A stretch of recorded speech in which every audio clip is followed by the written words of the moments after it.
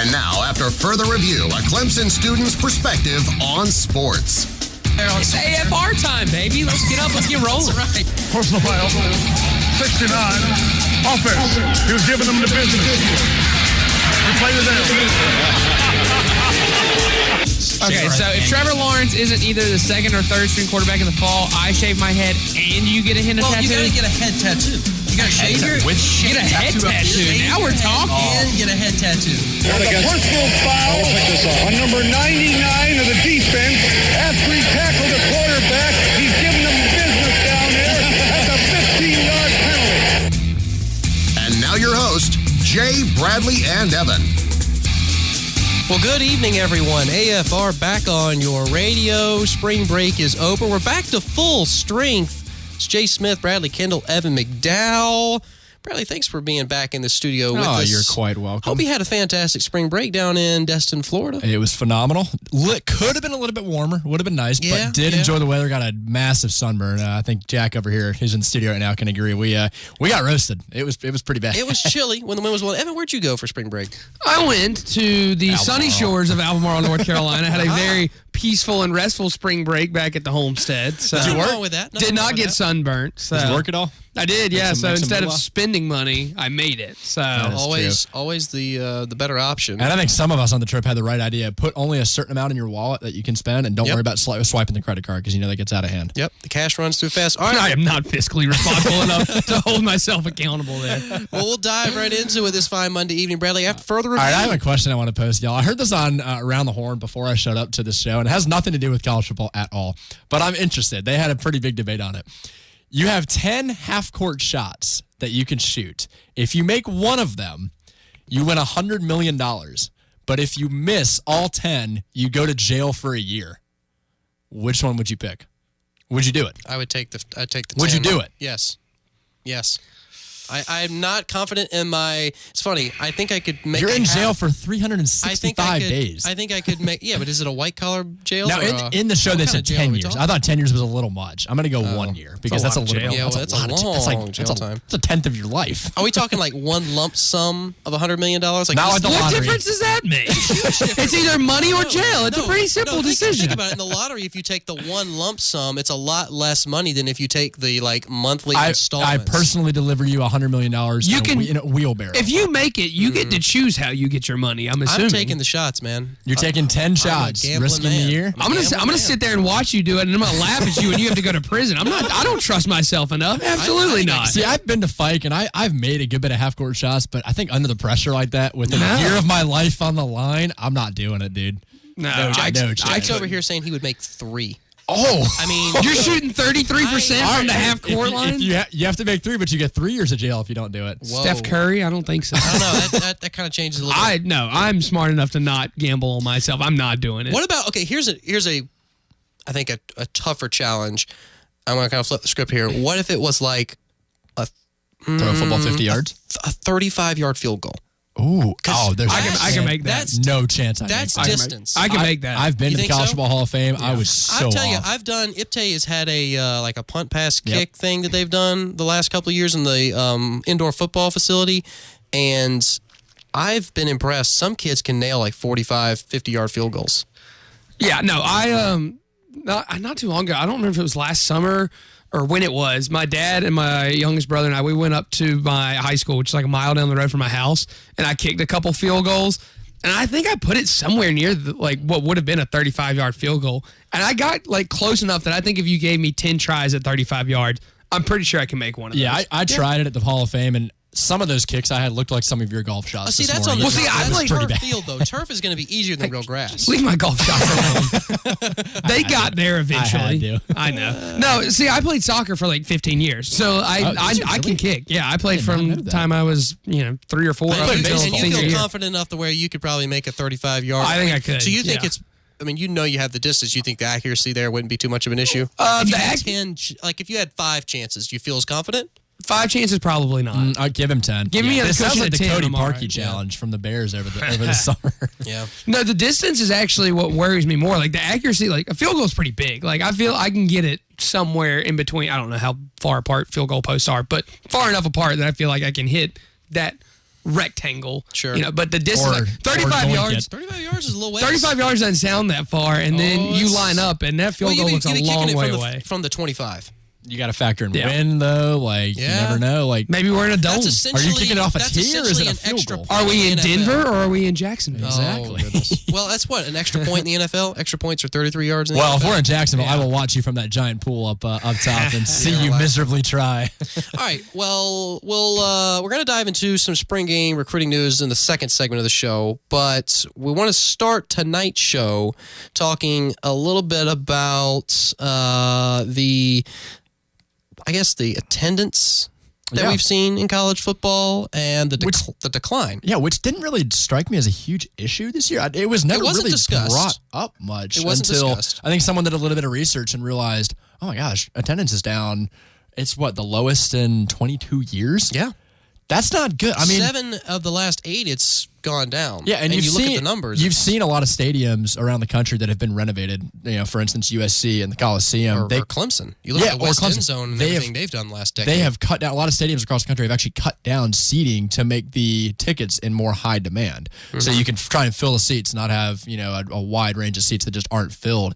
So that may have some impact of it. I know they interviewed a lot of athletic directors and they said, oh yeah, college football attendance is going to go down for the next 10 to 15 years. It's just inevitable. Well, you have to think, and it's easy to use a Clemson as an example because obviously we're more exposed to the intricacies of the ticketing process. I mean, you look at the fact that they removed a lot of the student tickets on the Hill. Yep. Because of overcrowding. Like you mentioned, you're making seats, you're removing like mass sections of seats and you're modernizing and kind of updating certain sections to where it's more of a like luxurious experience. Like you think of the West End Zone and how much space that takes up where like, it's multiple floors of like, you have these tables and chairs and it's like catered. So, I mean, do you think in the long run it's going to pay off for schools? You would ideally think it would. I think eventually, yes, it will kind of balance itself out. The more you put into your stadium, the more you expect to get out of it. I think a lot of this just has to do with the TV deals that a lot of these conferences are making. Yeah. People nowadays have so much more access to these games by not going. Oh, the product on TV is it's just The product on TV is almost phenomenal. better than being at the game. Yeah, it's I mean, for some people, phenomenal. unless you pay like hundreds of dollars to sit closely, you're going to be up in the nosebleeds, watching the game with binoculars. I don't really. There's going to be people out there who are going to say, nothing beats being there. Yeah. And in certain situations, that's true. Like the national championship in 2017, you were down there in Tampa Bay. It's unique though. The 2019 championship, I was out in the Bay Area. Like to be there, to be live and experiencing it live is a surreal thing. But watching it on TV from my couch wasn't going to cost me anything. And what's amazing is that some of these schools that had declines, it wasn't really based off a record. I mean, some schools like South Florida was one of the highest growing attendance schools in the entire country. Yeah. They were 7-5 last year. So like it doesn't really seem to be that it's based on completely around record. I think a lot of it actually might have to do with coaching and how many coaches you see kind of cycling through every couple years. And it's hard to get stability. Well, I know that like the ACC was the only Power 5 conference to have an increase from 2017. But if you really look at the numbers, that's misleading because the ACC average attendance for this past year was 48,609. So that's a 0.3% increase. But you have conferences like the Big 12, the Big 10, and the SEC who average way more fans. Like the SEC averaged Almost double. 74,000 plus fans. And the stadiums And that's are bigger. they're obviously, much larger. yeah. But really, I think the Big 10 has the largest collection of the largest stadiums in the country. Yeah. Am I right? I'm you're thinking absolutely so. right, And yeah. their average attendance was 65,365. That's minus 1.3%. That's the lowest since 1993. Which is weird because, like, there's so many good teams out there, and there's the Big Ten this year had a lot of really good teams and a lot of really big games. They also had a lot of really bad teams. They did. They did have also for, a lot of really bad for teams. every Think about, guys, ACC Coastal sucked. And the But average you also got to attendance remember the went up. Big Ten now has more teams, right? And the Pac-12 or the Big 12 has less teams. Big, whatever. Yeah. They, Well, they've for- added I- and subtracted a lot of teams. I mean, as far as the Big Ten is concerned, for every Beaver Stadium and Big House that you have out there, which are, I believe, the two largest college football stadiums in America, you also have, like, a Rutgers. how many people Yeah. are going to a Purdue game or, like, Northwestern? It's still like, impressive to average 65,000 fans. I mean, you also got to look at the percentage of the stadium though that's filled. Like, because obviously Sure. they have more. Well, even capacity. Clemson went down. It was only by 400. Yeah. I mean, I think South Carolina, Ohio State, USC, and maybe one other school went down by an average of 3,700, which is a substantial drop. Yeah, and we shouldn't be that surprised. The Pac-12 went down 6%, which is the lowest since 1982, just because the conference sucked. I mean, there's just, USC and UCLA aren't just what they used to be. It's just the reality of it. Yeah, I mean, overall, like, again, if you look at the entire pie, the FBS went down only an average of 347 fans per game. So that's only like that's less than 1%. I was going to say, that translates to nobody. But that's like 2 rows. The overall national attendance has declined, according to this article from CBS Sports, more than 1.4 million since an all-time high of over 38 million 5 years ago. So, and I don't think it's a problem of the popularity of the sport. I mean, college football is at its peak right now in terms of how they've done historically. 10 years ago, the average attendance for an FBS game was 46,971 in 2008. 2018, 41,856. Well, you know why, right? I mean, attendance to games is a pretty simple explanation. Ticket prices are higher. Ticket prices. Well, not even that. I was going to say it's just much easier to watch a game on any number of platforms than to actually be there. Enjoyable? I'd argue more enjoyable. I think it's more accessible. Accessible is what I'm going for, which easier, accessible, I guess, are kind of synonyms here. Exactly. But like, you can turn on, there's so many different cable or not even cable, but like streaming packages now that you can have access to almost every college football game that's being broadcast anywhere for the price of one ticket to go to one game. Think about I think it's called the Megacast that ESPN does for the college football. Yeah. I mean, they have like 8 different channels covering the same game. And, when you're spending, $1,500 for a ticket in the third, Well, not just a ticket. You figure you got to pay for gas to get there. You got to pay for your parking spot. If it's far enough away, you got to pay to stay somewhere that night. You got to pay for, like you said, tailgating so you're food. Paying for all that, and why would I not just sit home and watch? I can have the same good food. I can have the same good cold drinks. I cannot be annoyed by hundreds of thousands of obnoxious fans, and I can have the entire living room to myself and watch every game. It's just that easy. It begs the question: how do you fix it? How does the environment of the game?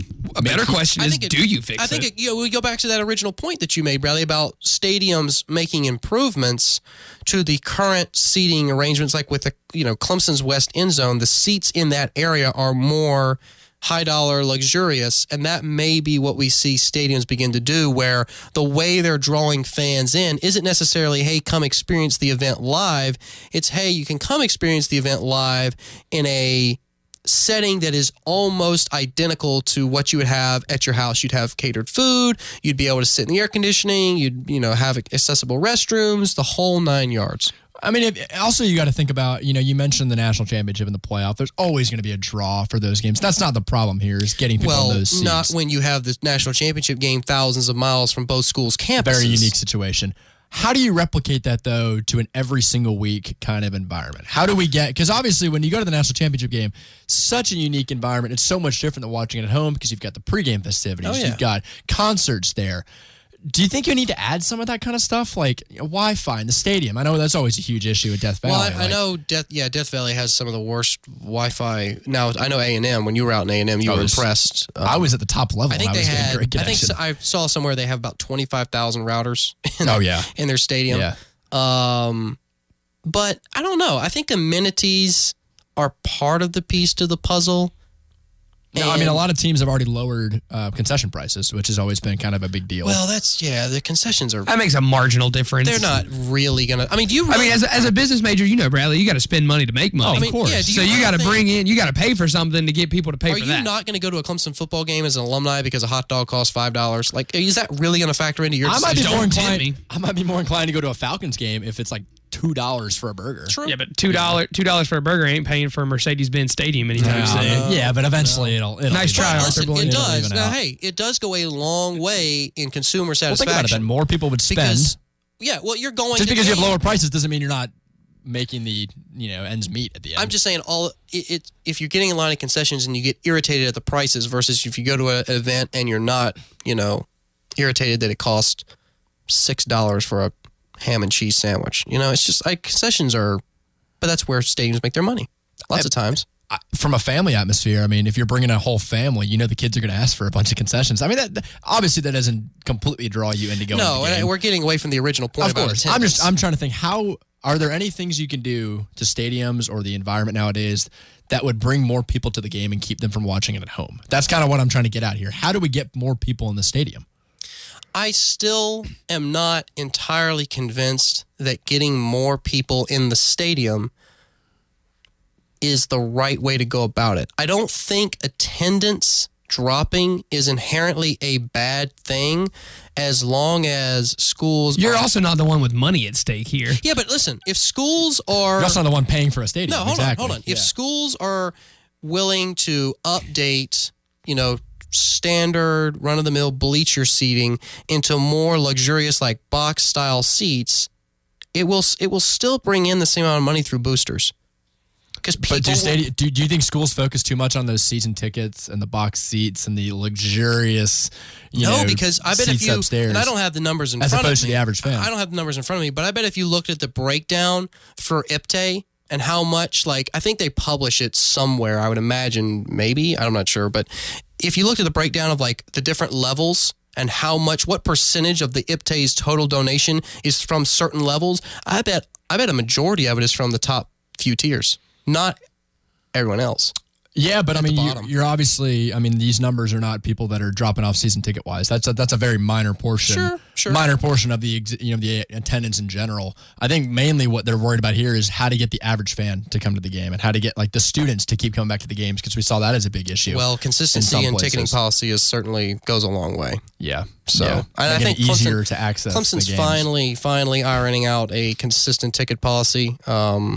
But yeah, that's been a thorn in their side the last few years. It's changed 4 years in a row. So yeah, and you also want to be able to see if you can get students to come back. Because obviously, absolutely. And that's where I brought the the point of all the coaches and how there's just so much rotation involved.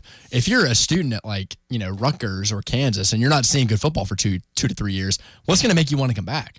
If you just keep having bad years back to back to back, or you just keep going through many coaches, it's hard to get emotionally attached to your school like that. And another thing too is, Texter brought up a good point about, the responsibilities that families have today, with all these extracurricular sports and activities, and the fact that, it's easy for me to pull out my phone, check ESPN and be like, oh, we're up by 28 in the second quarter. Yeah. I don't need to go to the game to see that. So the convenience of being connected, whether it's you're watching the people live tweet the game or whatever, I think sometimes would cause, a casual fan to not go. And also how easy it is just to leave the stadium and watch from your tailgate or your parking spot. Yeah. Exactly. Tons of people come to Clemson just to tailgate. Yeah. Even if you're going to a bad school like Boston College, you're going to go and you're going to watch the game from the outside and tailgate. It's just you're not going to actually go in the stadium. Yeah. It's an interesting conversation. We may continue it here in this second segment, but got a couple texts in wanting to talk about the spring game, so we'll definitely get to that. But I think the consensus is that the ticketing or the attendance decline in college football, it's to be monitored. I'm not sure it's really a problem yet. I think there's a reason it wasn't really brought up until now. Someone just found this and was like, all right, let's make a story out of it. Yeah, it's the middle of the offseason. Yeah. So, all right, take a quick break. Be back in a few. Bungalow, apartment, flat, farmhouse, fort, lodge, cabin, cottage, chateau, palace, shack, crib, condo, shoebox, duplex, manor, mansion, McMansion, hutch, hut, pad, shanty, villa, castle, cave. No matter what you call it, a realtor knows how to find you the perfect home. We're more than an agent or app. We're trusted professionals serving you, your family, and community for over 100 years. That's not just what realtors do. That's who we are. Realtors are members of the National Association of Realtors. Want to fly somewhere? Looking for cheap flights or cheap tickets? Then call. That's right. Call the low-cost airline travel hotline now for prices so low, we can't publish them anywhere. Low-cost airlines has all kinds of cheap travel deals. Fly domestically and save up to 75%. You can even fly internationally and save even more. Yes, fly anywhere in the world and save a lot of money on your plane tickets. We'll even save you money with cheap travel deals on hotels, rental cars, even complete travel packages. So don't book your tickets until you call us first for the absolute cheap cheapest prices on U.S. and international airline tickets and hotels. Call right now for prices so low they can't be published. Travel experts are here 24/7 to help. 800-216-8991. 800-216-8991. 800-216-8991. That's 800-216-8991. 90 days. That's how long it takes for the Health Dare program to transform your body and your health. Walt here, and it's hard to believe we're already in March. So 90 days from now is June. 3 months will fly by in no time. Imagine losing a bunch of weight, reversing the symptoms of type 2 diabetes, high blood pressure, cholesterol, and sleep apnea in just 3 months. That's what the Health Dare program does. You just need to book your free consultation at idaregreenville.com. The Health Dare 90-day program is not a magic pill or hard diet. No gym memberships. You can even eat carbs and fast food. It's a lifestyle change, and it's easy to do. Their health coaching team and education staff gets behind you all the way. They won't let you lose. Book your free consultation with the Health Dare. Dedicate 3 little months to getting back to health. Do it for yourself. Do it for your family. Make the next 90 days your best ever. Book your free consultation with the Health Dare. Go to idaregreenville.com. That's idaregreenville.com. The 2018 model blowout sale rolls on at George Coleman Ford, where trucks cost less and travelers rest, like an F-150 XLT with chrome package. Suggested retail at $43,260. Sale priced at just $33,999. We're talking great deals at George Coleman Ford, with the 4th generations of Coleman's taking great care of you. The 18 model blowout sale at George Coleman Ford. Everyone qualifies. Offer good through April 4th, 2019. Foothills Metal Supply of Pickens is your local supplier for metal roofing supplies and more. Buy from a dealer who has pride in providing you with the highest quality materials at the best price. Stop by their lot at 2331 Walhalla Highway in Pickens today and see all they have to offer. Foothills Metal Supply allows you to cut out the middleman and go directly to what you need. Call today for more information at 864-481-9180. That's 864-481-9180. Hurry into Bojangles for 8 pieces of chicken for just $10.99 and get 4 free biscuits. This is the football in which you actually use the foot, in which you wear shorts instead of padding. This is the football we call soccer. And when the Greenville Triumph play at Legacy Field, you'll understand why it's the world's game. Tickets now on sale. The flagship station for Clemson football. We are WCCP 105.5 The Roar. And now back to After Further Review.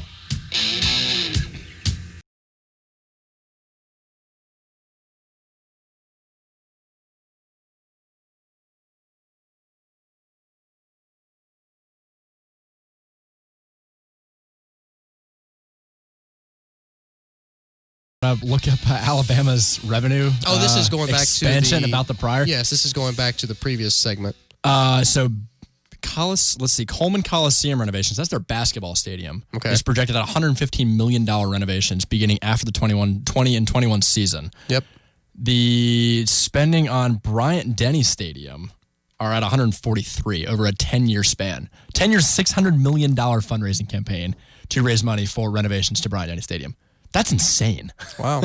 $600 million. Well, and you thought what they already had there was nice. Am I correct in thinking that when Clemson completed their, $63 million renovation of Little John, they took out a few thousand seats, right? They brought it down to 9,000. Yeah. I think they went underneath 10,000. Yeah, I mean, like I said before with USC cutting their seating, Bama's going down from 101,000 to sub 100,000. So trying to, I guess, cut back in the seating maybe a little bit to drive up the price of it. So I don't know. I'm looking up 9,000 seats, 1,100 student seats, and booster seats. That's what happens when you win. It also apparently can accommodate 250 tailgating spots. Wow. I did not know. And that'd be interesting how Clemson goes about that with the softball stadium going in. Yes. Jervy Meadows is no more. That's a pretty big loss to tailgating. Well, I don't know if it's necessarily a loss. You're just misplacing those people. I mean, obviously they're going to try. They'll go somewhere. Find them another location. But yeah, I mean, that's a pretty popular tailgating spot. A lot of RVs parked there, and so I'm sure they're. Where are they going to go? I'm sure they've discussed that and had plans for that well before they started the construction process for the softball stadium. But yeah, that's speaking of RVs. Let's set the over under a number of people who bring an RV to the spring game and treat it like a real football weekend. Oh, wow. Oh, I mean, we're the reigning national champions. Yeah, people are going to go off. But you're going to RV for the spring game? People will do it, man. I know, but I'm saying how many people are actually going to do this? Dude, if people show up for the Furman game week 1, they're going to show up for the spring. That's different, though. I'd say between 200 and 300 people are going to RV. Is it 300 people or 300 RVs? Oh. I'd go more than that. 300, more than 300 RVs for a spring game. Bradley? How many people are showing up to the game, dude? That's like 50,000 people. And how many of them are coming from like a day's trip away? Most of them. Most of them. Yeah. I would say there's going to be parking on Friday. If there would people RV for baseball games, man, they'll RV. Yeah, but not many. Like 20 people or 20 RVs. That's more than that. Okay, so let's say there's 100 RVs for spring game football. That's what I would put. I put the over under at 100. Yeah. After a championship, I'm going 200 at least. Wow. So you're taking the over. If the over under a number of RVs was set at 100, you would take the over. Oh, I'd absolutely take the over. Jack says 150. He's going to split the I thought you were going to say like 201, be that guy. I'd be tempted to take the under, honestly. I really don't think that many people RV for a spring game. Now, how many did we have last year? We set a record for spring game last year, right? And we probably will again this year. And coupled with the fact that we're going to have a lot of high-profile recruits coming to that spring game, maybe it will entice more people. So I could be wrong. But I just don't see why so many people would spend a Friday night to watch a practice on Saturday. Because they can. Because it's a thing you can do. And that's the thing about the spring game. You're not just coming for the game. You're coming for recognition of last year's team, putting up, another number on the back of the scoreboard for the championship year. You're coming for the whole commemoration of what we had last year coming into this season. You're coming to see Trevor Lawrence and see what he does, or if he even gets in. Wow, you're like a commercial. How much? Bring your RVs, people. We had a texter texted say that the spring game last year was more entertaining than the championship game between Clemson and Alabama. Because you actually watched the best offense against the best defense. Ooh. And you actually stayed longer than 3/4 or watched longer than 3/4. It was entertaining for more than I tell you what, man, I was sitting down midway through the third quarter in the championship game. It was glorious. And that's the thing during the spring game. Trevor didn't come in until a couple series in, right? So people had to kind of wait for that. It was like the crowning moment of our offseason. End of the first quarter? Yeah, somewhere around there. So what do you think we're going to see now that there's no quarterback controversy in the spring game this year? Well, hopefully a new intro to our show, first off. I would say probably the new look defense, with the defensive line gone, seeing some of those guys from last year. Because there's going to be a lot of big, a couple of recruits have announced on social media that they're interested in coming and having an official visit for the spring game. So that's tons of Which I think is more interesting than it appears on the surface, because you figure, I don't know who all has their spring game that day, but how many, as a recruit, as a rising I senior, how many spring games do you think they're going to? I would wager it's not very many. Probably not many. I think it's probably just the top 3 or 4. I mean, I think it's a pretty big some deal. of these recruits are from, they're out of the southeast region of the country. I would say, though, as a recruit, that'd be a pretty cool thing to go see. If you're not going to go see a game, if you're working on your offseason recruiting, going to see the spring game is about as close as you're going to get to that game day environment. I would assume that if you're coming for a spring game, you're making plans to come back. Well, it also gives you more access. It does. It makes it for a full weekend experience. Yeah, it's going to give you more access to the team. It's going to give more access to the facility because you're not fighting with a ton of other recruits but here's my who also want to be there. Here's my thinking. If you're coming for the spring game, it's probably, I'm assuming many of them, it's their first time stepping on Clemson's campus. So getting like the first. Probably not. Think? No, I think so. I bet in a game day environment. How about that? Okay. In a game day-esque environment. Still. I think it is. And we might have to look up to see like who specifically is coming and if they've come before. But in my mind, it would make sense that this would be, if not one of their first visits to campus, with the intention of coming back for an actual game in the fall, like the Texas A&M game, like a high-profile game to see what an actual game day feels like just in comparison. I'd be willing to go on record and say it's step 3 of the process. I think your first initial visit is how you kind of, wager, okay, do I want to actually consider this school in the recruiting process? Yeah. They've probably come back to a game at least in the fall because, the season was not that long ago. It's not like they just started their recruiting process. But if you came to a real game, why would you come to the spring game? Well, maybe you're down your last 3 and you're like, I got to make a decision. Either that or it shows... But you still have all of the fall to make your decision. But it shows the coaching staff that you're interested in, you're committed, and you're interested in experiencing, I guess, We've got the number more than one. just a game. You get to see environment. the current team and what they look like and what it kind of looks like to That's be also at. true. That's a good. But point. remember, like you said, it's a practice, so you get to see what it's like to be at a practice in a game-like environment. So that's beneficial. Yeah. But why? I mean, these are rising seniors, so they're going to have all of fall to come to a real game if they wanted to anyway. I think it's just better than a regular. But they're going to deal with visit. more recruits. Think about how. I mean, you've seen the recruits walk and run down the hill like before the games, and they fill up that whole recruiting section over in the West End Zone. Sure. Think about how many recruits Clemson's bringing in on a given week. There's not going to be as many for the spring game. There's just not. Well, I think there's a reason for that, isn't there? I think this is a bigger deal for not Clemson, but for their recruit themselves to say hey, I'm coming to the spring game. We got the number one overall recruit and best quarterback in the country coming. I don't think he has to express interest to Clemson. I mean, I don't think Clemson has to express interest to him. I think anybody would be interested in him.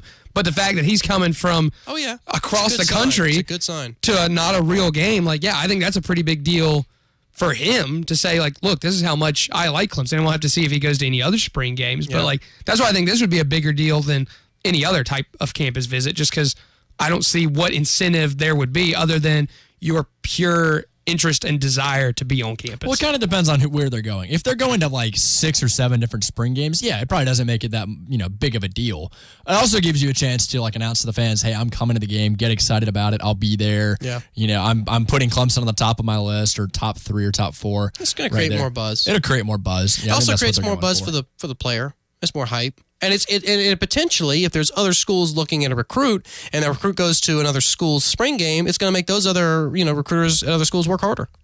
But let's say that those who have announced that they're coming to Clemson spring game, let's say they don't, we just assume that they're not going to a lot of spring games, right? We said they're probably not going to more than 3. Yeah. So I think it's a big deal. But like said, Bradley, if they are going to a bunch of spring games, which we just said they're not, this wouldn't be as big of a deal. So that's why I think the exclusivity of saying, hey, I realize this isn't a real game, I'm going to come anyway. That's why I think, to quote the SEC, it just means more. That's why I think, because it's easy to say, yeah, I'm gonna go to Clemson for the Texas A&M game in the fall. Of course, that's gonna be a good game anyway, and you would want to be there just for the competitiveness of the game. Honestly, just go to go. Yeah, exactly. Even if you don't even want to go there. But going to the spring game, you're going for no other reason than just Clemson. Well, and you're also, like Bradley mentioned, I think a few minutes earlier, you're going to kind of learn about the new team. Look at the roster. Look at who's how has this team adjusted during the offseason? I think is an important but the roster you see at the spring game is not the roster you're going to see as a recruit coming in.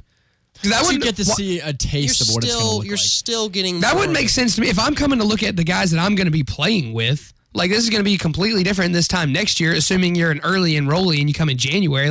There's still going to be guys graduating, but if you don't come till the fall of 2020. None of these, hardly any of these guys are going to be the same. Well, I also got to look at what the spring game looks like. It's a very chill environment. Everyone's kind of, it's like a practice. You get to be more around the team than you would in a normal game. Yes, it's more intimate. It's way more intimate. You're way more involved. You're probably on there on the sidelines with the team. And players are going to be more relaxed. In a game day environment, guys are locked in. At least they should be, right? Locked in, they're paying attention. They don't really have time to kind of interact with recruits. Whereas in the spring game, it's obviously going to be more relaxed. And let's not act like these guys are going to recruit on this. They're not going to commit on the spot in the spring game. That's not going to happen. And no one's expecting them to. But I think as a recruit coming to just a regular game, if some of these same recruits come to, let's say, the A&M game in the fall, obviously they're not going to have as much personal interaction with the players on the roster. But that's not the point of them visiting anyway. I still think a point that we haven't brought up yet, haven't discussed at all, is Cleveland Farrell's pitch at the end of the national championship game. You know what I'm talking about? Yeah. I do know what you're talking about, right at the very end. Yeah, right after the game was over. When he almost grabbed the microphone out of Chris Fowler's hand, or Reese Davis's hand. Yeah. I think that. Well, you got to take advantage of the opportunity. Exactly. I think recruits all over the country took notice of that. Taking notice, and they're really probably interested in how and why Dabo has been able to build a culture where players will forego the NFL draft and they'll come back another year. And oh, by the way, they can win 15 games, win the national championship game. And think about it, as a player, you're coming and you're spending the entire year as a player there. It's not like you're just coming for the games on the weekends in the fall. You get to see what it's like in the spring, in the offseason, see what these guys are doing, what the process looks like to get to that fall game. So that's kind of a draw, too. You want me to take a pretty unpopular stand here? You always take an unpopular stand, so yeah, please. I enjoy doing it. It's fun. I feel like, as much as I liked and appreciated, like I said, Cleveland Ferrell's outburst at the end of the national championship. Call him Ferrell. That's how his last name's actually pronounced. He changed I learned that recently too. Yeah, it feels weird to say. It sounds weird to say, but apparently it's how it's actually pronounced. So It's like when the Duke guy last year, Trayvon Duval, corrected his name. It's Trayvon Duval. Yeah, you just got to roll with it. So Ferrell, I feel like his announcement means significantly less than the fact that he played that whole season anyway. Like, to me, if I was a recruit and I saw not just the entire defensive line, but like a guy like Mitch Hyatt, like those guys turning down millions of dollars, because they would have been pretty high draft picks last year anyway, to come back and get the job done, that to me means a heck of a lot more than a rap quote at the end of the national championship and you're celebrating having won by almost 30 points. I don't think that's that speaks unpopular louder opinion to at me. I don't know if that's necessarily unpopular opinion, but the thing is not only did they maybe my popular stand is I just didn't need it. Like, I didn't need him to do that at all. I still think that it does play a role in, because here's the thing, and Clemson's social media, creative media team, second to none in the country. They do a phenomenal job telling the story of what it's like to be a Clemson Tiger.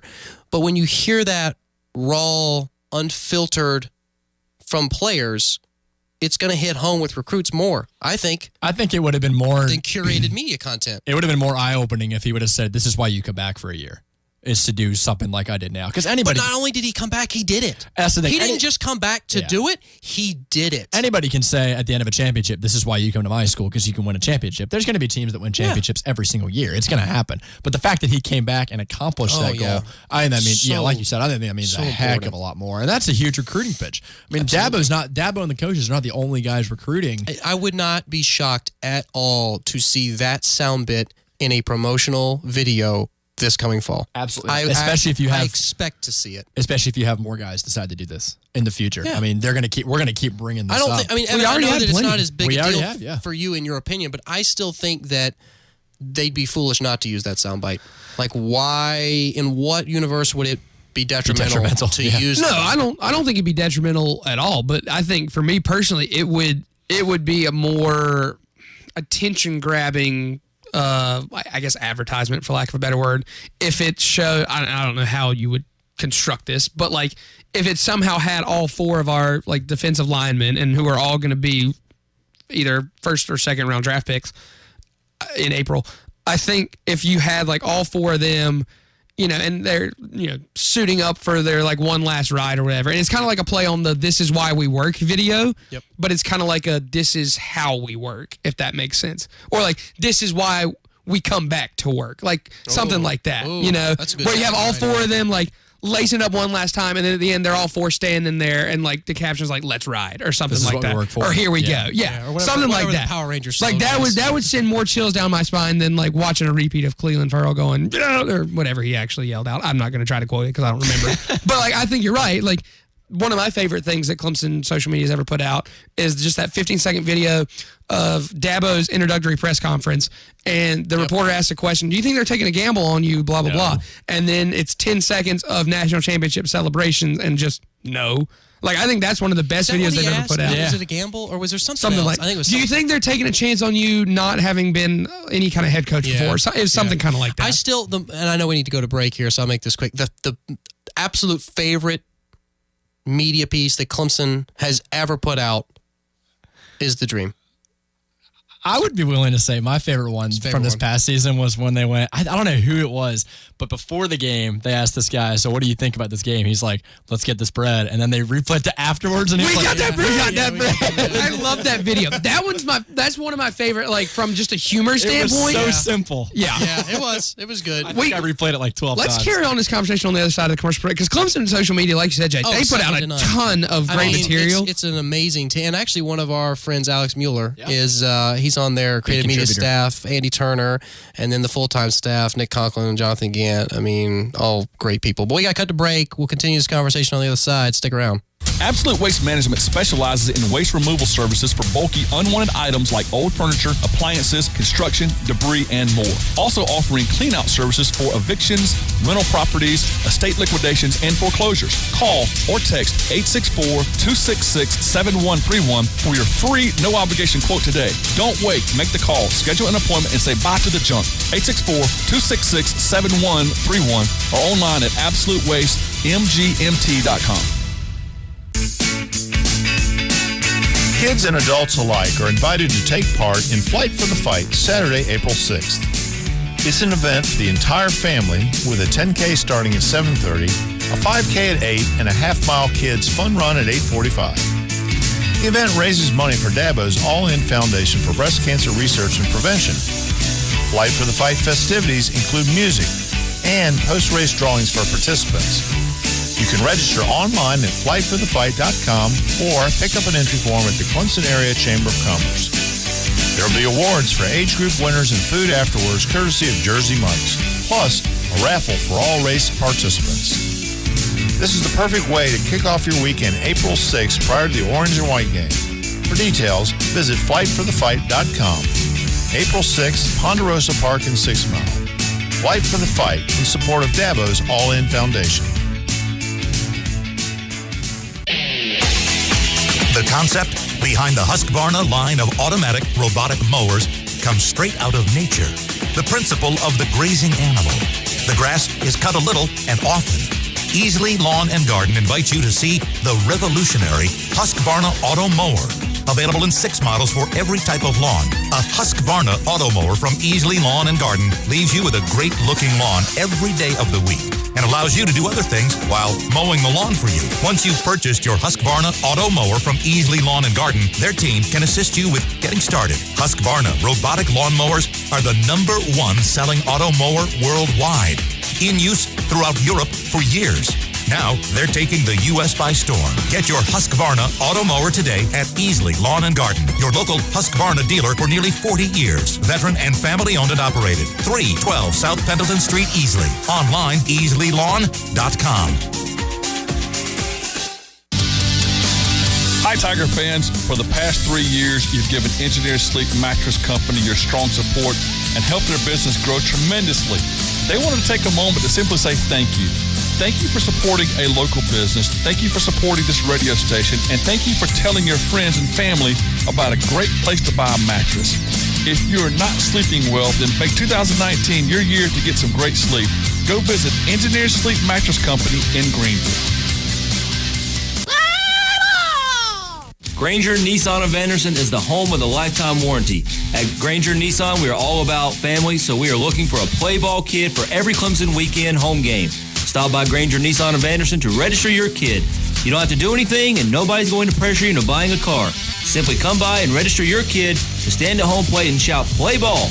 You'll get 4 tickets to the game, and your family and your kid will get an experience they will always remember. Granger Nissan of Anderson, proud partner of the Clemson Tigers. Washington has come to its senses by reducing our tax burden. Now we can take advantage to reinvest in ourselves and our businesses to continue our economic growth. I'm George Jeffries with Metal Building Supply Company. It's a great time to start that business dream of yours, or perhaps expand or refurbish your existing facilities. Come see us or call us at 864-295-0506. Talk with me or Kevin Brown about how we can help you, and God bless America.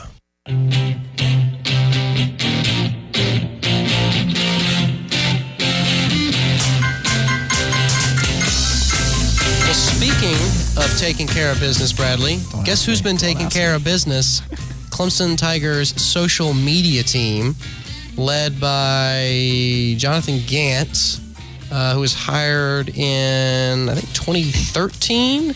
Sure, you would know better than I would. I would, yeah. Well, I've been lucky enough, so I work under the broadcast. Actually, Jack and I, who's in the studio with us tonight, work in the broadcast video side of the athletic department. And weird flex, but okay. He's a shader. It's I have to explain to people, it's different than what you see on social media, like the vlog and the highlight reels. That's your creative media side, which is very different from what Jack and I do. But Clemson has still become the quote-unquote national champs of social media.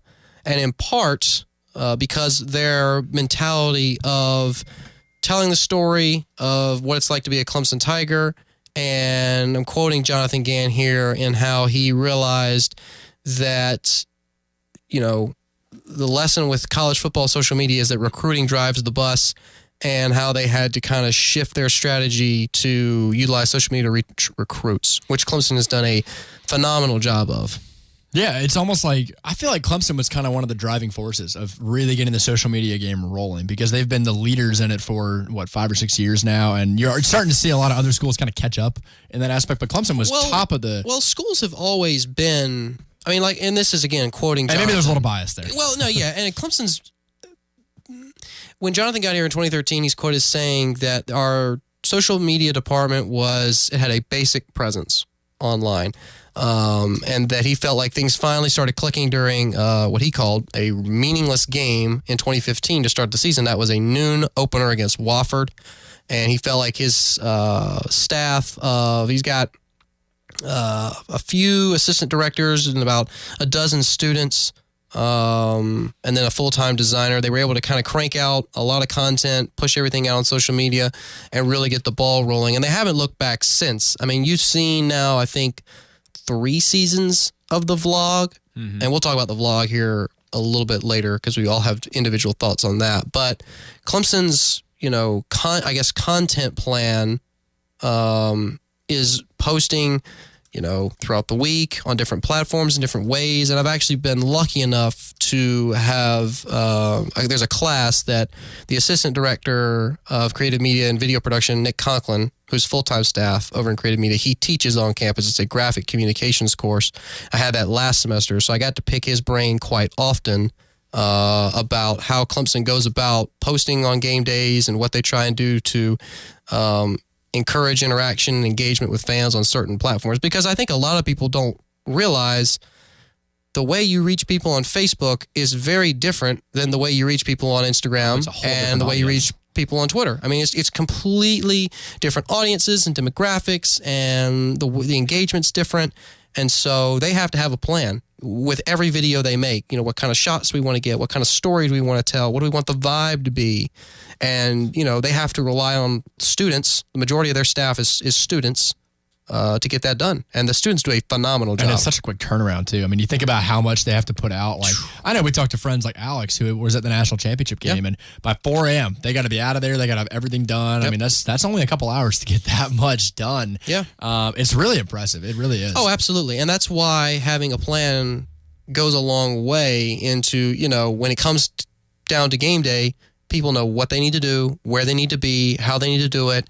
And, there's been games where, you'll have like 2 or 3 students travel with the team, and they'll be, capturing content, and then it's sent back to the rest of the team in Clemson over in their social media kind of like center in the West End Zone, and they're chopping all the pieces together and putting them out on social media. So they have I don't think people realize how detailed of a process goes into it. And it's always got to be related to exactly what's going on at that very moment. You got to be creative. You got to come up with stuff that's like not been done before.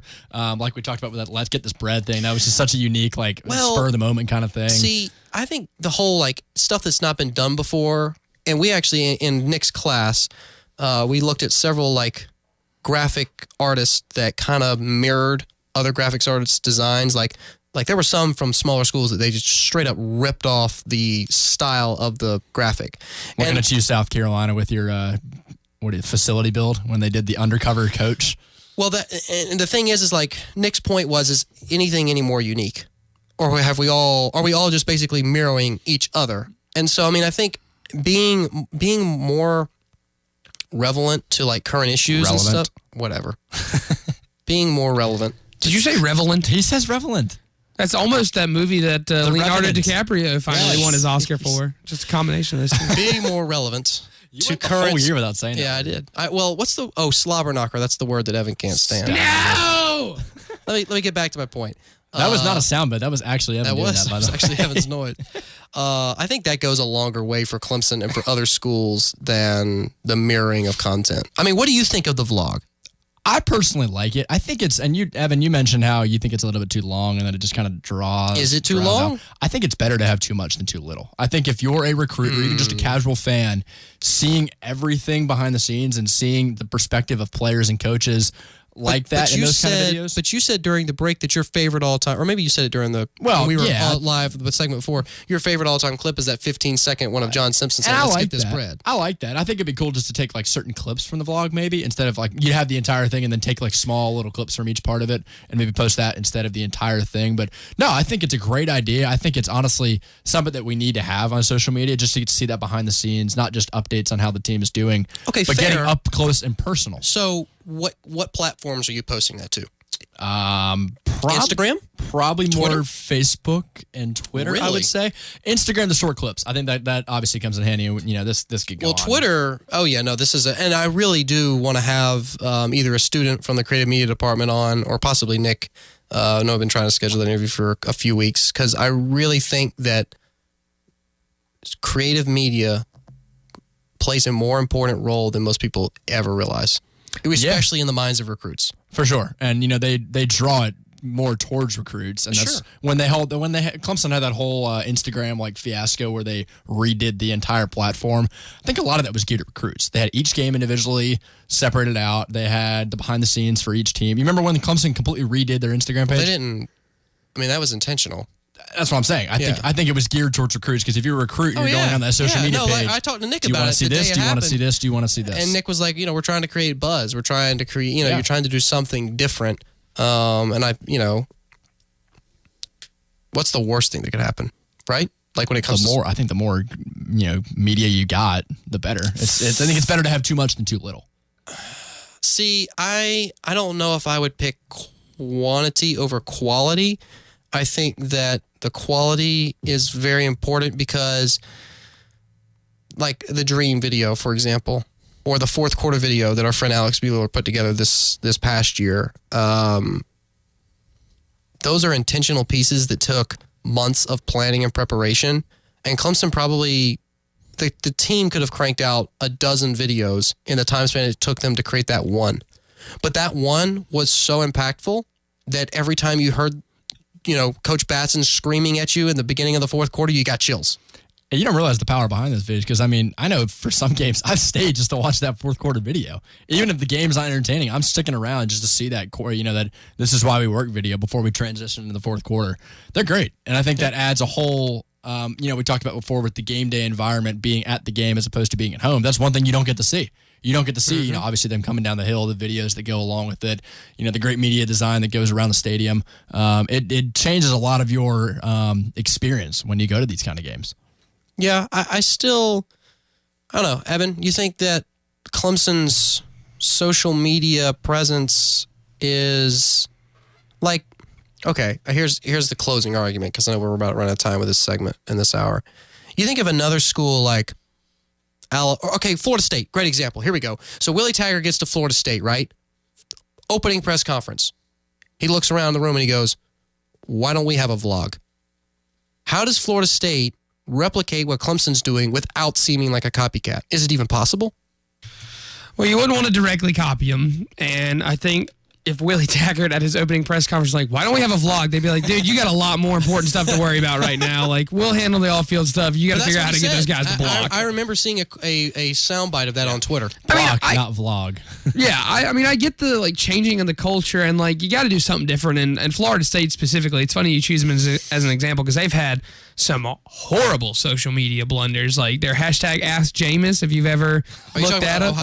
No, Florida State. Oh, Ohio State's had some or bad hashtag too. Do something. Yeah, no, Florida State's had some pretty bad social media blunders, so they could definitely use some help there. But, as far as what Clemson's doing, because they are pushing the envelope so much and are always kind of at the forefront of, the new social media thing, you want to follow in their footsteps, but you don't want to directly copy what they're doing because then it's just blatantly obvious, and that's almost worse than not doing anything. You know what I mean? I don't know. I'd rather see, if you're a school in that situation, just go for it. That's what you do something similar, draw inspiration. Exactly. But if Florida State comes out with a video of Chief Osceola going, "This is why we work," that's not going to go over so well because, hello, you're not original. So I don't know if y'all saw, this was a graphic that Ohio State put out on Twitter. This was September 29th of this past season against, I remember this. This was the Penn State game. Yep. Yeah. And with the whole Urban Meyer issue going on, and the caption was silence the white noise. I mean, it just... Someone didn't think that one through. It just begs the question, like, and it's not, Ohio State's not the only school that's done this. I mean, there have been gaffes across the board. Nobody's trying too hard. Nobody's perfect, but like, what are you thinking here? They're not thinking. What are you thinking? Yeah, maybe that brings up the point of that's where too much media can be a bad. You could also argue there's no such thing as bad publicity because you talked about them. Yeah, but I guarantee you they got followers after that because that many there were that many more people visiting their page. Is that the betrayal you want for your university? Not consistently, but anytime you can get your name out there and get people talking. Bad publicity is still great. There is no such thing as bad publicity. I would disagree with that. That is free. That is free publicity. I would disagree because then they wouldn't have ever considered firing Urban Meyer. That flies in the face of Dabo's culture that he's trying to create at Clemson. Dabo doesn't want that to become associated with Clemson. You know what I'm saying? Like, Dabo's recruiting guys. He's being selective in how he's recruiting guys, and he's trying to pull in guys that fit his program. That's what he says all the time. I want guys that fit the program. I mean, there's a reason that we're not allowed. The football team's not allowed to have social media throughout the season. Yeah, that's a Dabo rule. That's not an everywhere. But there's rule. a reason he made that rule, though. Well, sure, because that's his thing. But like, again, that's individual players. That's something different than your team platform. And like you said with Urban Meyer, he didn't get fired because of social media. He got fired because he's an idiot and doesn't run a good program, apparently. But that's why I think Ohio State considered maybe firing him because of the bad publicity that would come with keeping him. It gave but the that's different. That's different than social media. That's completely different than a social media blunder. But still, I don't know. Interesting discussion. We're out of time. Hour 1 is done. Hour 2 is going to come up next year after this break. So be sure to keep that radio dial tuned in. Stick around.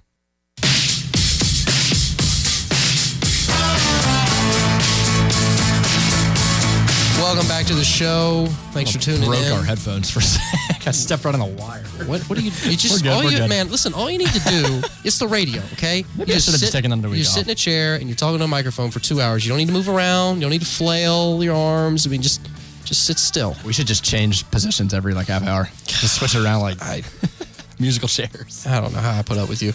Evan's still got the music fade. There it goes. I'm trying to jam back here while y'all end up arguing about whatever it is. True. That's true. All right, so I'm trying to tune y'all out and listen to whatever good songs in the background. I thought it was funny when I was looking at all these conferences, just talking about the conference realignment. I was checking who was in each conference, just had it pulled up, and they had the winning or losing streaks for each team from last season's records. I love how it goes. Clemson's at the very top, 115 straight. Obviously, that's the outlier. Then you got lost 1, lost 2, lost 3, and then you go down and you keep scrolling down. The only other double-digit one on here is Rutgers, who lost 11 straight games last year. Nothing like the consistency of the Scarlet Knights. Nope.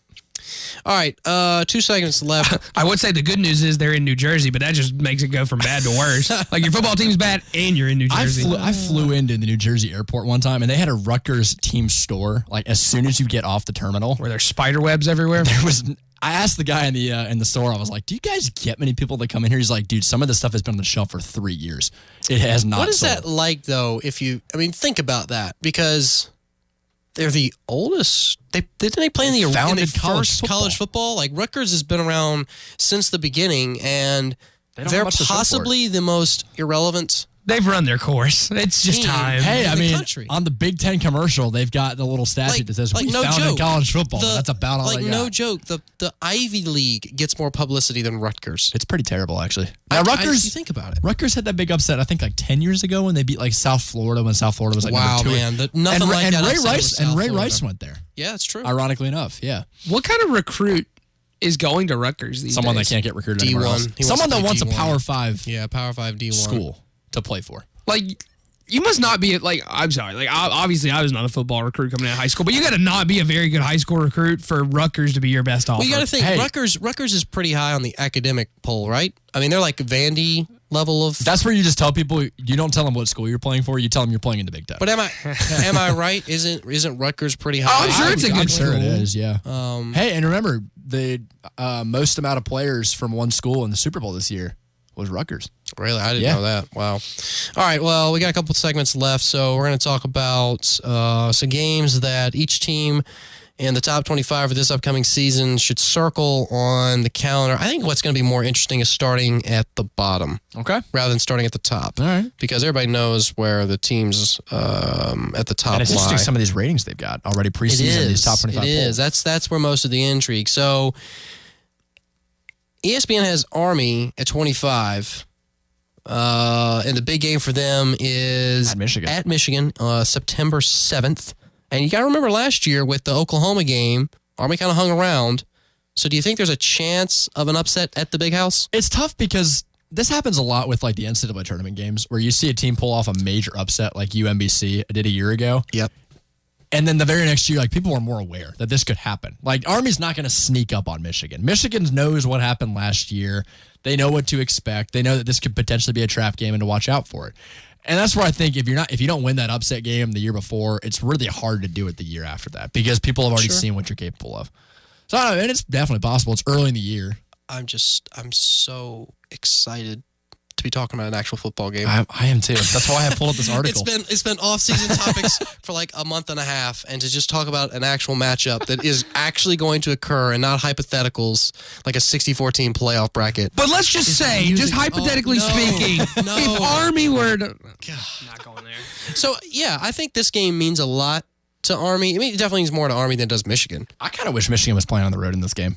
Just to see that environment. Because the only, like we said before, the only real big environment you see. I don't know if playing at Army is really much of a road environment. Come on. It'd be cool to see for Army, though. That's like an Appalachian State got Miami. Yeah, but you know that's never, like Michigan's never going to schedule a game at Army. Of course not. Now, I think it happens in basketball pretty frequently nowadays where they'll go to small schools to play on the road. Basketball, bro. It's a little different. That's basketball. Yeah. All right, number 24, Nebraska. Also First off, September. What? They're at 24th. They are 4-8 last year. Well, you know, ESPN does what ESPN wants to do, I guess. They have them at 24, September 7th at Colorado. Is this would this be a good test for Scott Frost? Now in his, second year? It's interesting this is happening so early in the season because historically this was a pretty big rivalry going back into years past, back in like the 90s. Nothing like the Cornhuskers and the Buffaloes, man. That's just... And I'm used to thinking if you put Nebraska and Colorado up against each other, I'm picturing like 31 degrees snowing in like the middle of December, but this is in September early on in the year. This is kind of I guess probably a must-win game for Nebraska early on. Wow. At Colorado? I mean, come on. September 7th and it's a must-win? If you're going to be rated in the top 25 preseason, this is the kind of game you can't lose. Because after coming off a bad year for Scott Frost last year, come on, you got it. It was his first year. Nebraska's been a dumpster fire. 4-8, though. Nebraska's been bad. They lost 6 games to begin the year. So you lose a game to Colorado the second week of the year, people are going to get nervous.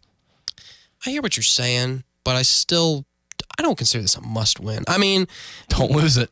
No, okay, so you think really that Scott Frost could be out? No, he's not going to be out. By the end of the year if he doesn't win? I think people are going to If he doesn't make a bowl game, is he out? If he doesn't make a bowl game. If he goes 5-7 his second year? Yeah. That would for sure be at least 3 or 4 wins that people think they should have had. That's not answering my question. Pretty disappointing Is season. he going to be out? I mean, they play... No, he won't be out. I mean, you got South Alabama, you got Colorado, Northern Illinois. They should start 3-0, 4-0. Ohio State. Northwestern 5-0. Wait, I'm kidding. Okay, how are you gonna call Colorado a must-win game and then pick Nebraska over Ohio State? Yeah, and then they have Minnesota. This is why we haven't been talking about actual games because you've lost your mind. Purdue, Wisconsin, Maryland, and Iowa. Really, I mean, not that hard of a schedule. Don't lose to Colorado, though. I mean, it's dude, that's not a must-win game. Technically a rivalry game. You lose that. Who cares? Yeah, I think you got to win. Well, because you're going to be playing in some of those hard games, like at Ohio State and some games answer like my question. We'll move on. Is Scott Frost out if he doesn't make a bowl game? No, not even close. Not even close. He could go 3-9 and still be there. Okay. How long is his contract? Oh, it's got to be at least 5 years. That's what I say. 4 or 5 years, probably. Yeah, something around that. Auburn. They have him at 23. Big game for them. Obviously, season opener. Oregon. It's a neutral environment. Yeah, in Arlington, Jerry's World. So what's at stake for Auburn? What's at stake for Oregon? Exactly the same situation as last year with Washington. Oregon's going to be the preseason favorite in the conference. Yep. People are going to be expecting a lot of Justin Herbert in a road. And Cristobal. I mean, This is a big game for him. Big game. This time it's closer to the Pac-12. It's not all the way down in Georgia like it was this past year. It was in SEC country. Does that matter? Well, I think it was important for the conference because there's going to be more Auburn fans than Oregon fans there. It's Texas. But it's not like right next door like it was in the Georgia Dome or Mercedes-Benz or whatever it's called now. I think the Pac-12 really needs this game because they dropped the game last year. That was kind of their point to kind of prove that they can beat some of the other conferences, like the big boys like Auburn and the SEC. It's a big game for Oregon, I think. It's a bigger game for Auburn. You look at everything Gus Malzahn's been going through these last couple seasons, and he does not need to start off with a loss. So is this a must-win game? You and your ultimatums, my goodness. No, seriously, Gus Malzahn needs to kind of right the ship for Auburn, and they need to kind of get the training wheels off again. I think Oregon could drop this game with it being Cristobal's second season. They're still relatively, they're coming. I'm not gonna say they're back on the national stage, but they're trying to, get to that point again. Whereas Auburn, there's kind of been some grumblings now for a few years, and if Malzahn drops, and there hasn't been in Oregon. No, not they got a preseason Heisman favorite. Not with the way that they played last year under a first-year head coach. They kind of got a little bit more. They have more positive momentum right now than Auburn does. Auburn needs to win for Gus. Auburn's still looking at its wounds from last year. They got a new quarterback coming in. Oregon theoretically should win this game in a neutral site environment. I think. Yeah, maybe. I think it's a very intriguing matchup because the last time these two teams played was the 2010 national championship game.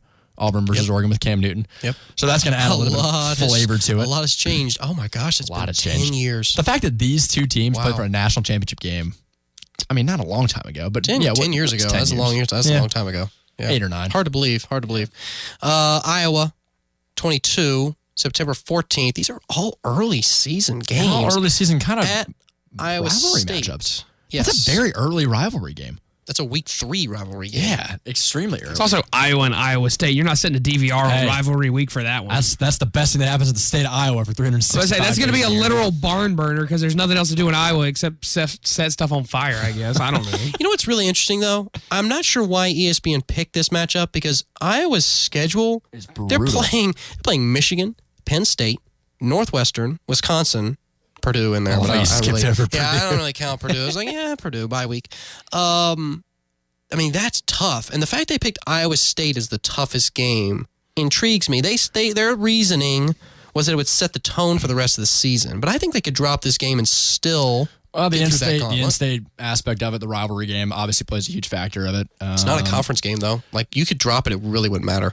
Not a conference game, but setting up for the rest of the season, I think early on, getting that win against a rival like that, against a pretty formidable opponent in Iowa State, I think that says a lot. I think I'm going to say last year this game was like 13-3. It was a very low-scoring game. Yeah, it was. It was at Iowa, right? Yes. Yeah, and it will be important if Iowa, like we said for a couple years ago, wants any part in trying to play and working your way towards a conference championship or even winning the division for one. I think getting off on the right foot here is important with some of those teams. Because remember, only look at the division now. Wisconsin's not going to be that great. Northwestern, they have Hunter Johnson. They could compete. Wisconsin, though, they have and that's actually the next team we're going to talk about because they have a chance maybe to do some work against Michigan. Addition by subtraction, taking out Hornibrook. Well, that's the September 21st matchup. Again, third game of the season. And this one's going to be a home test for the Badgers. So a little revenge tour here. Michigan had the revenge tour last year. It's in Wisconsin's shoes now. Yeah, and this is the conference opener. It is. Yeah. It's a conference opener. At home, too, which is big. I mean, Wisconsin. Just noted that. Yeah, thank you. I appreciate it. Just reiterating it. Thank you. A little bit I like Nebraska. I think a little bit highly rated. Wisconsin. You don't like Michigan. That's the most important. No. You like Wisconsin, but you don't like Michigan. I think Wisconsin's a little bit too highly rated here. Coming off of last season, very disappointing finish. Yes, they're going to have Jonathan Taylor again, but that's about it. We got to see a lot out of what Paul Christian put on the field at quarterback. The defense has a lot of turnaround. That's a big game for them. If they can beat a team like Michigan, who's going to be preseason pretty highly rated, that's huge. Yeah. Well, picking up the pace a little bit because we got to get through these teams. Stanford at 20. Explain to me, because they have a brutal schedule. Stanford has a brutal schedule.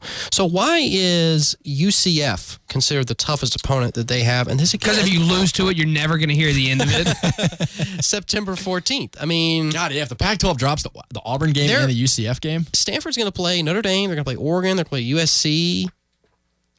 Why it is it means a lot UCF? more for UCF than it does for Stanford. I There think you this is a go. great non-conference test because you're going on the road all the way across the country for Stanford at UCF. I don't know if I wouldn't call that a great non-conference test. They're Oh, playing I a team would. in the American. It's a top 15 team, though. That over the last 3 years has had the longest win streak of Would you any be more- Division I Look who team. Stanford and teams in the Pac-12 usually play in their non-conference. I'm more impressed with Oregon's decision to play Auburn than I am with Stanford's decision to play at UCF. Not everyone can play on SEC team. No, though, I get first it. week. I get it. But still. It's interesting that they probably scheduled this game, I want to say probably 5 or 6 years in advance, back when UCF was not that great. So I'm sure they looked at this game as a pretty easy win early on. Interesting they scheduled it as a road game. Interesting they scheduled it as a road game. Exactly. Yeah, probably thinking, okay, Now, we can get a they road game win in there. They may have scheduled the road game. I'm not sure After exactly. this all happened. Well, I'm not sure how late. Like, I don't know. They may be able to flip, like, oh, it's home, now it's away, like, easier than they can, like, scheduling an entirely new game. Does that make sense? And how much does a win against a team like Stanford do for UCF? Does that immediately vault them into, okay, Depends now... on how Stanford does the rest of the year. Yeah, This does game that is so immediately vault early them in the into season. a playoff contention if they run the table hypothetically again? I think if Stanford comes to town and UCF beats them by 14 points, it starts to get, people are going to talk about it. That's why I think this is more of a building block than it is this is what we've been waiting for all Yeah, this it's time. not a statement win. Not a huge win. If they had another game like this on the schedule, I think it plays a bigger factor. Yeah. And if it's also at home. If it was on the road, go across the country for UCF to play at Stanford, I think it means a whole lot more. All right, well, got to take another break. Last break of the show. We'll come back and wrap up this discussion. Got some games to get to. That's next. The 2018 model blowout sale rolls on at George Coleman Ford, where cars cost less than Travelers Rest, like a Ford Mustang with leather and shaker stereo. Suggested retail at $37,380.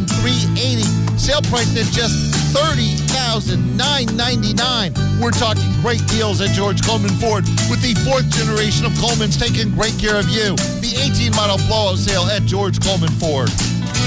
Everyone qualifies. Offer good through April 4th, 2019. Everyone has someone in their lives that could use a little surprise, a little pick-me-up. You want to deliver those smiles, but who has the time? School, work, and more. Try Urban Nirvana's online gift certificate. Buy and print it right from your own computer. A great way to treat your wife for making all those tailgate preparations. Your college student for all the hard work. Or mom, just because. Online purchase and print from your computer. Only at urbannirvana.com. When it's time to replace your roof, there are so many things to consider, from the type of roof you have to the many types and styles of shingles. Gilstrap Roofing understands how each part of our roofing system works together to give you a beautiful and watertight barrier. Don't trust the one thing that really protects your home to just anyone. Gilstrap Roofing has been covering the upstate for 4 generations. Proven, experienced roofers for your home or business. Gilstrap Roofing, 2691232. S.H. Carter Development, Inc. is a family-owned construction and demolition company located in Greenville, South Carolina. The last name of Carter is directly associated with quality construction, and with over 50 years of experience, S.H. Carter Development, Inc. strives daily to meet the expectations that are associated with the family name. S.H. Carter is a licensed general contracting firm that specializes in demolition and roll-off container rental in the upstate South Carolina area. S.H. Carter prides itself on honesty and integrity to achieve a high standard of work. S.H. Carter, Inc. Granger Nissan of Anderson is the home of the lifetime warranty. At Granger Nissan, we are all about family, so we are looking for a play ball kid for every Clemson weekend home game. Stop by Granger Nissan of Anderson to register your kid. You don't have to do anything, and nobody's going to pressure you into buying a car. Simply come by and register your kid to stand at home plate and shout, "Play ball." You'll get 4 tickets to the game, and your family and your kid will get an experience they will always remember. Granger Nissan of Anderson, proud partner of the Clemson Tigers. What are you working for? It's about more than what you do. It's about achieving something greater for yourself and for others. So ADP is enabling people to work better and embrace new challenges, to work anywhere and everywhere, and helping everyone reach their full potential. At ADP, we're designing a better way to work so you can achieve what you're working for. HR, talent, time, benefits, and payroll.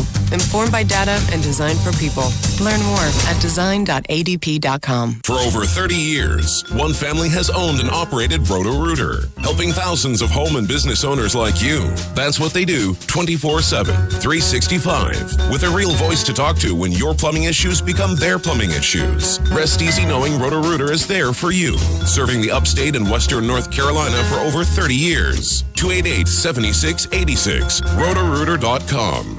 Call Roto-Rooter, that's the name. And away go troubles down the drain. Hey y'all, I'm Christy, and I'm so excited to tell you about our new store in downtown Easley, owned by 2 Clemson grads, Plum Home Decor and Gift Boutique.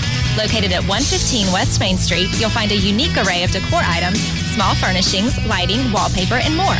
We also carry gifts and accessories for men, women, and children. Find us on Facebook and Instagram at Plum on Main, or call us at 864-671-6153. Plum on Main, downtown Easley. Shop with us and experience the difference. Go Tigers. And now, back to After Further Review. Last segment of tonight's show. Thanks again for sticking around with us for 2 hours. Always goes by so quickly. I got to wrap up the games that we're highlighting for the top 25 for this coming season. Toughest games on the schedule, according to ESPN. Northwestern at 19, Bradley, taking on Stanford. Stanford very frequent on this list. I know. On the road. This is August 31st. Hey, so great non-conference game again. Like we said with UCF. I mean, that's right there. That's a pretty strong non-conference for Stanford. Still early. I mean, this is a season opener. Yeah. Still a bunch of games that are Hunter Johnson's debut will be really interesting. I think, again, this means a lot more for the team that Stanford's playing than the team that Stanford's going to field on the field. Way more for Northwestern, I think. I think this is a huge statement win. If they can go on the road to Stanford in the first week and get a win like that. Environment, probably going to be a night game. And let's be honest, I think Northwestern might be the favorite in that Big Ten conference division right there. Okay, you were going to say Big Ten Conference. I was going to reach across my table and slap you. I almost picked it last year, so we'll see. Yeah, I would agree. I think Northwestern has more on the line. Let's go to Utah now at 18, September 20th at USC. And obviously Utah had the Pac-12 South title this past season. Every year seems to find a way to be a contender in the very end. They always find a way to win 9 or 10 games out of nowhere. Because Kyle Whittingham is low-key one of the 10 best coaches in the country. He's the longest tenured coach currently. Yeah. Well, USC has been all over the place for as long as anyone can remember now. Do you think that they are going to finally figure things out this season?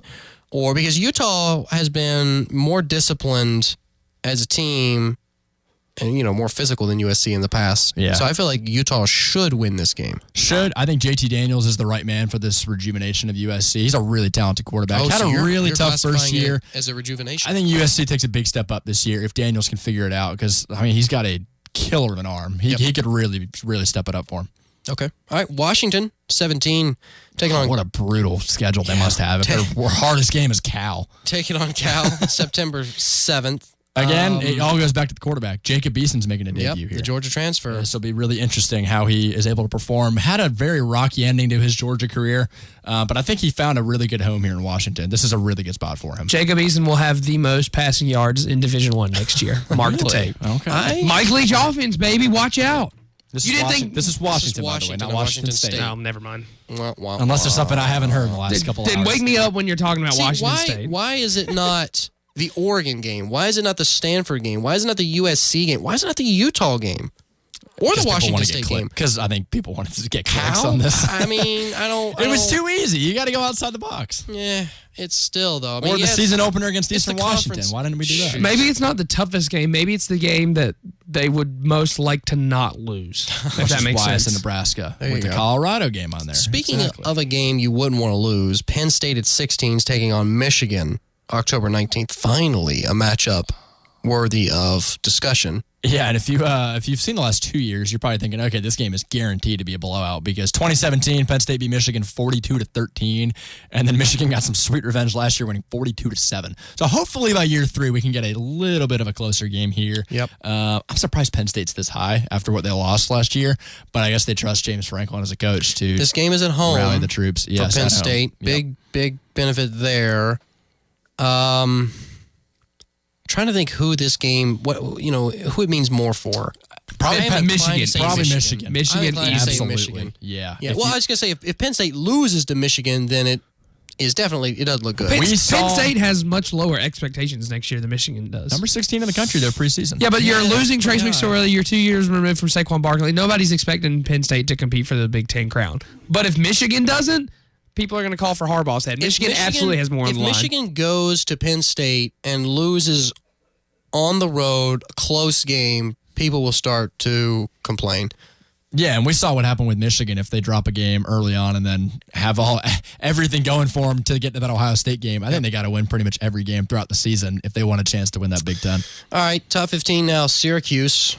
A lot of love for the Orange. Yeah, obviously Clemson, September 14th. And you look at the last 2 years, the fact that they were able to take care of Clemson in the Carrier Dome in 2017, and they nearly did it again this past year. This one has become a pretty... Kind of a rivalry. not a rivalry, but a pretty good game to watch in the ACC. As a Clemson fan, are you more worried about that game or the Texas A&M game? Syracuse. A&M. I would go Syracuse. I'd go A&M. Syracuse. It's on the road. A&M's a better team. Syracuse. Game's at home. If Dungy was still there, yeah. I got to see Syracuse Still, put together do back-to-back great seasons. Doubt Dino Babers. I love Dino Babers. I do too. He's my guy. So you think, seriously, I mean, I know Syracuse has been, they beat us 2 years ago. They were very close this past year. I don't think them losing this year really is a detriment to them in any way. Clemson, though, they need to figure it out, and they should roll them. Hypothetically, but on the road, hopefully this game's not. It's not on a Friday, thankfully, this time around. Exactly. We got a Saturday game kick, finally. I'm telling you, though, if Dino Babers and co. is able to pull off a win this year, it's going to mean way, way, way, way, way more than it meant in 2017. Add a few more ways in there. I think you're right, because if they can put together back-to-back 9-10 win seasons, that does a huge amount for that program. UCF at 14, taking on Stanford. Hey, there's the Cardinal again, on September 14th, rather. I think we actually talked about this matchup. We did. We went through that already. Yeah. So we'll skip that one. All right, Evan, wake up. I'm here. Mike Leach. Yes. Washington State. Here we go. At Oregon. We saw how entertaining this game was. I'm thinking of the Stanford game. All these Pac-12 teams just kind of run together. They really, the red. Because by the time you watch their game, it kicks off at 10:30. You're half asleep. It's anyway. 1:30 in the morning. You're not really there. You just want college football final to come on. Washington State actually has 4 straight wins against Oregon. Wow. Make it 5. That's probably never happened. It'd never beaten Oregon 5 straight Down times. with the Ducks, so baby. You think Washington State walks into, was it the Autzen Stadium. Did you State? I don't know what it's called. What is it? How do you even spell it? It's Autzen. It's Autzen. No, I won't even. Don't bring it up. Autzen. Autzen. You were a couple more syllables away there from making it. It's in Eugene. Just say Eugene. Yeah. It's in Eugene, Oregon. There you go. That's a little bit easier. It only seats it's pretty small. It is stadium. small. It's only like 50,000. Well, Oregon, the school is small. Is it? I might have to Google more student populations here. To. All right. Okay. All right. Go back to over the game. under 40,000. Go back. Oh, definitely under. Really? Oregon? Are you kidding? Dude. Come on. That was a dumb 20. guess. All right, fine. 20. Over. Okay. I'd say it's like 24, 25. Anyway, I'm going to go. You nailed it. 23.5. Wow. Boom. All right. Washington State, Oregon. Bigger game. Cougars, Ducks. I'll go Oregon again. I think Oregon has so much more to play for this year. Washington State's got a brand new quarterback. Herbert's going to be a Heisman favorite. I'll go Oregon. I think Oregon should win this game. I'd be surprised if Washington State were to pull it off. I think it'd be close, but I think Oregon gets it done. LSU, September 7th at Texas. This is a good one. This is a non-conference game you're going to want to watch. Huge game. I think, honestly, early in the season, it means the exact same amount for both teams. Probably a little more with Texas because we've seen LSU kind of, start to bring it back to where they were before. Texas, they got a lot riding off of last year's win against Georgia. Yeah. If you can get back-to-back wins against the SEC, that does a huge amount for Tom Herman and company. Remember what team did that in 2013, 2014? 2012, 2013. It was Clemson. There you go. It was LSU. Another team in orange. And then it was Georgia. Yeah, this is going to be huge. It's going to be in Texas. It's at Texas. So finally not a neutral site game, which is great to see. This will be a huge environment. Game day, you can get your stuff ready to go because that's where they're going to be heading. This will be great. I don't even know who's going to win right now. You think that this is a good measuring stick for not only the teams but the conferences? You think if Texas is able to take care of LSU, even though it's at home, it's a good measuring stick? I think more for the Big 12 than the SEC because they've already got Alabama and Georgia at the top right there, along with LSU. But Texas is probably going to be, if not the favorite, very close to it. Yeah, I think this is huge. It's a big opportunity at home. All right, A&M at Georgia, November 23rd. This is our first late season game, and A&M has a lot. I mean, they play Alabama, they play Clemson, they play LSU. But they haven't played Georgia under Jimbo. So the fact that this one is on the road late in the season, you would think there's going to be a lot on the line. A huge amount on the line, especially because they play LSU the very next week. So you got to look at this as, if we can't win that LSU game, we got to pull out this Georgia game if we got any chance to compete. It'll be interesting to see where they are at that point of the year because obviously they've got such big games prior to that. Yep. So if they're able to get a couple wins in that stretch of the schedule right there, you got even more on the line right here, not only for them, but for the whole conference. Yeah. Oregon at 10, taking on Auburn. We already talked about that game, August 31st. And you can guess what Michigan's is going to be at 9. Oh, Ohio State. Yeah, Michigan at 9, taking on Ohio State at the end of the season. Obviously, the game that likely means the most to the Wolverine fan base and Jim Harbaugh. I don't... And Evan, without looking at this, I don't think they're going to win. Without looking at this, Evan, what is Michigan's record the last 7 years against Ohio State? I'm going to go with... Is it 0? It's not 0-7. It is 7. That's horrible. I know. we thought it was bad when we lost 5 in a row to South Carolina. I'd hate to see what it was like. We lost 7 in a row, and they were beat down last year. Yeah, they were like a drum. They were on the verge of making the playoff. I don't think they beat Ohio State this year. No. I'll take the Wolverines. Whoa, it is at home. I'm not doing it. No, give me the blue and maize. Florida at 8, taking on Miami. That's a very great matchup. August 24th. That's a horrible matchup. Miami's going to be bad next year. In Orlando, though. That means there's going to be less people there than if it was in Gainesville. CBS has Miami in a New Year's Six Bowl.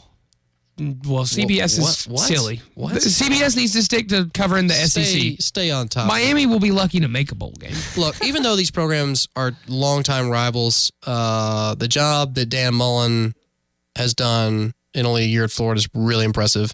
And I think this... How about a rude awakening for Tate Martell's college football career? You get to play Florida with one of the best defenses in the country. I think that this is could be a huge win for them to open year 2. And even though Miami's not supposed to be good, quote unquote, it could still mean a lot for the Gators. They got a lot. Miami's got a whole lot to gain here if you want to see a great win to start your season. It's a very early matchup, August the 24th, so extremely early in the year. A lot to gain for the Hurricanes. Texas and LSU, we've already talked about that matchup, I believe. Yeah, we talked about that one. And then Notre Dame at 6 at Georgia, September 21st. Obviously, strength of schedule would be key for Notre Dame. Winning this one on the road in Athens between the hedges. Jack over here is nodding, thinking that they're actually going to be able to get it done. Do they close the big game? By September 21st, Jack, you'll have money from your internship, and you can go down to Georgia and watch the game. There you go. Don't waste your money, Jack. They're going to lose. They're going to get taking the dogs. No, tough game on Georgia. The road. Ohio State at 5. Interesting, they had Michigan State as their toughest game. What's your thoughts on that, Bradley? It's always been a very intriguing matchup because we know the Michigan game is going to be great, but Justin Fields coming in for Ohio State, I think this could be huge. It is at home. Playing at Michigan State has always been tough for Ohio State. Yep. But I think at home, they probably end up getting this done. All right.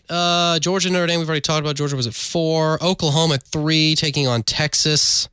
Probably the best Oklahoma-Texas matchup we've seen in probably 10 to 15 years. Yeah. This would be definitely be. Excited for this one. And this one will be October 12th.